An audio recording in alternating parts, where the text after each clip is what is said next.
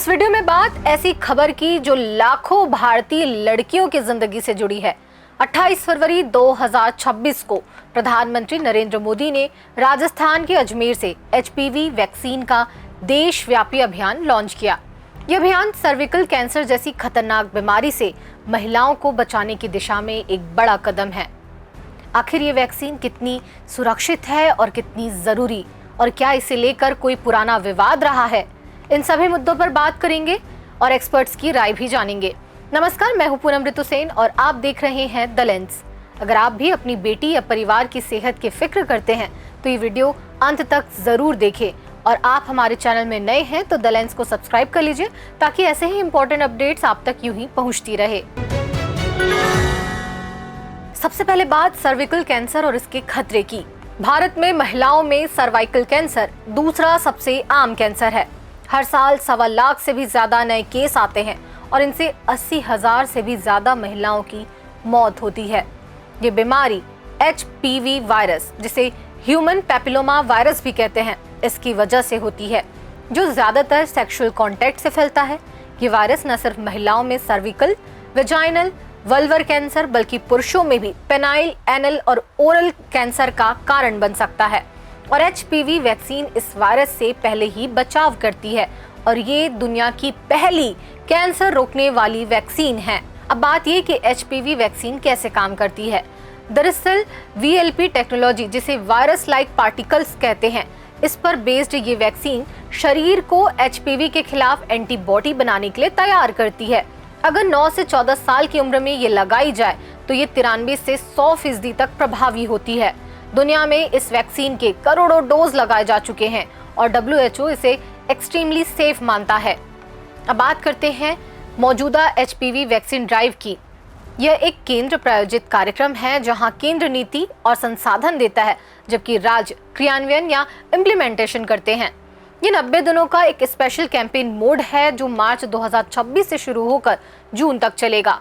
पहले फेज में 14 साल की लड़कियां जो 15 साल पूरी करने से 90 दिन पहले की हों, उन्हें टारगेट किया गया है और ये सिंगल डोज इंट्रामस्कुलर इंजेक्शन बाएं बाजू में दिया जाएगा।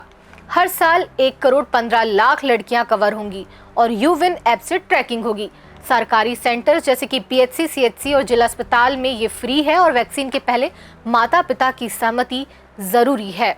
अब बात उस मुद्दे की जो इस वीडियो की शुरुआत में कही गई थी, एचपीवी वैक्सीन का विवाद क्या है। दरअसल ये विवाद 2009 से शुरू हुआ जब पाथ नामक अमेरिकी एनजीओ ने bill and Melinda Gates foundation के फंड से आंध्र प्रदेश, जो अब वर्तमान में तेलंगाना है, और गुजरात में एचपीवी वैक्सीन का डेमोन्स्ट्रेशन प्रोजेक्ट चलाया। ये क्लिनिकल ट्रायल नहीं बल्कि पोस्ट लाइसेंस ऑब्जर्वेशनल स्टडी थी, जहां 10 से 14 साल की 23,000 से भी ज्यादा ट्राइबल लड़कियों को गार्डासिल और सर्वेरिक्स वैक्सीन दी गई। लेकिन इसका विरोध तब शुरू हुआ जब प्रोजेक्ट के दौरान 7 मौतें हुई, 5 खम्मम जिले से और 2 वडोदरा से। ये मौतें वैक्सीन से जुड़ी नहीं थी बल्कि अलग अलग कारणों से हुई। 2 लड़कियों ने ऑर्गेनोफॉस्फोरस कीटनाशक खाकर सुसाइड किया, एक कुएं में डूब गई, एक को मलेरिया और गंभीर एनीमिया हुआ, एक को सांप ने काटा और 2 मौतें अनिश्चित रही। लेकिन वैक्सीन से कोई न्यूरोलॉजिकल लिंक नहीं मिला, मौत दर में कोई बढ़ोतरी नहीं हुई, वडोदरा में तो घटी भी थी। लेकिन सोशल मीडिया और मीडिया में ये अफवाह फैली कि वैक्सीन ने मार डाला, जो लोगों के दिमाग में टैबू बन गया। हाल ही में आरजेडी सांसद सुधाकर सिंह ने आरोप लगाया कि गेट्स फाउंडेशन ने बच्चियों को लैब के चूहों की तरह इस्तेमाल किया और वैक्सीन फर्टिलिटी प्रभावित कर सकती है, ये भी आरोप लगाया। अब बात करते हैं कि ये विवाद के बाद कौन कौन सी जांच हुई और उसका निष्कर्ष क्या निकला। दरअसल विरोध होने पर केंद्र ने 2010 में इस प्रोजेक्ट को सस्पेंड कर दिया। फिर 2010 में ही Sanjay Gandhi post graduate institute of medical sciences Lucknow के पूर्व डायरेक्टर SS अग्रवाल की अध्यक्षता में एक कमेटी बनी जिसमें एम्स विशेषज्ञ भी शामिल थे। 2011 में कमेटी ने FIR, पोस्टमार्टम, फॉरेंसिक और अस्पताल रिकॉर्ड्स के आधार पर कहा कि मौतें वैक्सीन से नहीं जुड़ी थी। इसी एचपीवी वैक्सीन विवाद के दौरान 2012 में कल्पना मेहता ने सुप्रीम कोर्ट में PIL दाखिल की थी। याचिका में PATH, ICMR, drugs controller, Merck और GSK पर एथिकल उल्लंघन, सहमति की कमी और ट्रायल गड़बड़ियों के आरोप लगे थे। कल्पना मेहता महिला स्वास्थ्यकर्ता और साहेली विमेंस रिसोर्स सेंटर से जुड़ी हुई हैं। इसके बाद संसदीय स्टैंडिंग कमेटी की 72वीं और 81वीं रिपोर्ट ने एथिकल गड़बड़ियां बताई, जैसे कि वो फॉर्म अंग्रेजी में था, ट्राइबल इलाकों में इसकी जानकारी की कमी थी और माता पिता के बजाय हॉस्टल वार्डन के साइन लिए गए थे। सुप्रीम कोर्ट ने 2013 में याचिका को स्वीकार कर लिया और 9 मई 2018 को चीफ जस्टिस दीपक मिश्रा की बेंच ने फैसला सुनाया। कोर्ट ने संसदीय रिपोर्ट्स को सीमित रूप से वैध माना, लेकिन कोई क्रिमिनल चार्ज नहीं लगाया। सुप्रीम कोर्ट का फोकस मुख्य रूप से सिस्टम फेलियर और प्रक्रियागत कमियों पर रहा था। इन सभी घटनाओं में ये टैबू बना रहा कि वैक्सीन खतरनाक है, जो सेक्स से जुड़ी बीमारी पर सामाजिक कलंक की वजह से और बढ़ा। अब इस नए अभियान में माता पिता की सहमति, डिजिटल ट्रैकिंग और पारदर्शिता से इन कमियों को दूर करने का दावा किया जा रहा है। डॉक्टर ज्योति जायसवाल, जो Pandit Jawaharlal Nehru memorial medical college में गायनिक विभाग की विभागाध्यक्ष हैं, उन्होंने इस वैक्सीन से जुड़ी अहम जानकारियां दी हैं। HPV यानी कि ह्यूमन पैपिलोमा वायरस एक ऐसा वायरस है जो सर्वाइकल कैंसर के साथ साथ और भी कई अन्य कैंसरों का कारण बन सकते हैं।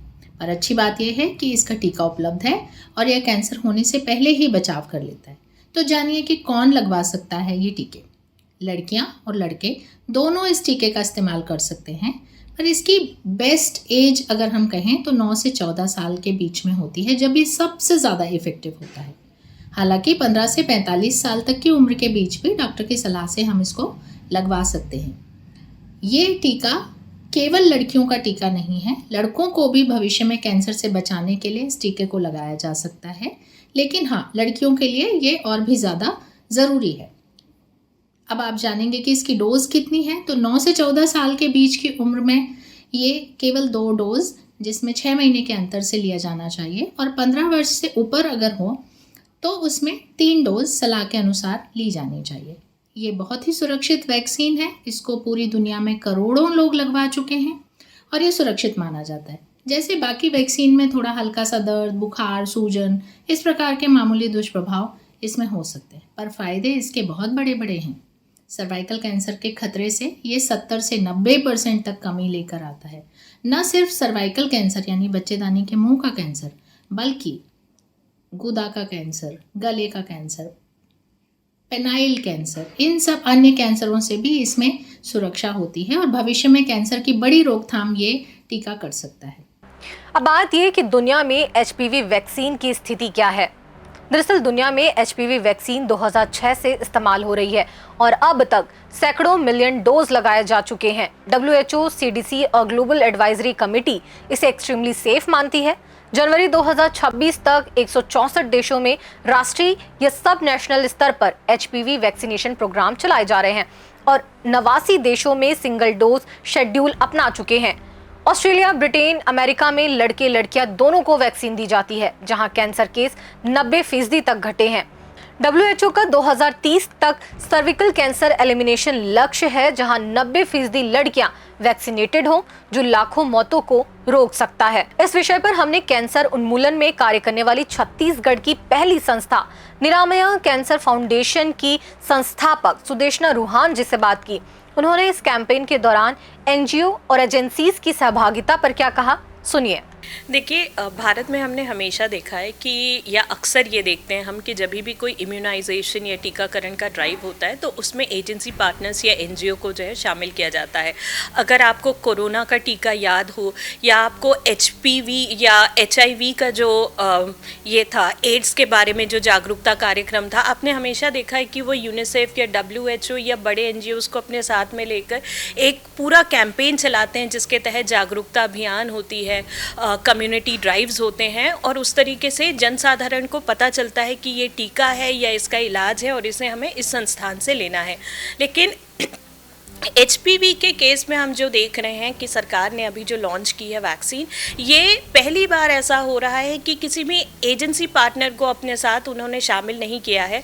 मुझे लगता है कि शायद सरकार पहले का जो अनुभव रहा है उन्हें इस वैक्सीन को लेकर, उसको देखते हुए बहुत फूंक फूंक के कदम रख रही है, और इसके लिए ही शायद उन्होंने ये जो 3 से 4 महीने का टेन्योर रखा है।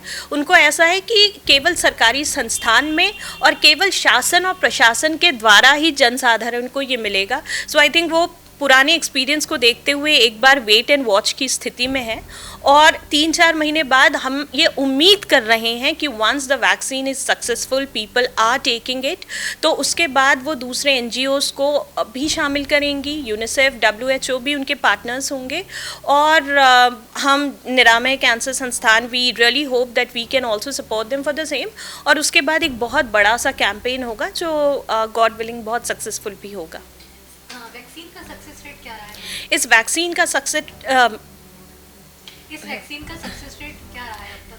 इस वैक्सीन का success rate is more than 95%। तो एक बार जब हम कहते हैं कि हम अपनी बेटियों को या अपनी बहनों को ये वैक्सीन से इम्यूनाइज कर रहे हैं, इसका मतलब हम उन्हें 95 से लेकर 99% तक के एक भविष्य दे रहे हैं, that is cervical cancer free. और आज की डेट में I think this is the best investment in health that we can make. वैज्ञानिक आधार पर देखें तो HPV वैक्सीन कैंसर रोकने वाली पहली वैक्सीन है जो करोड़ों जिंदगियां बचा सकती हैं।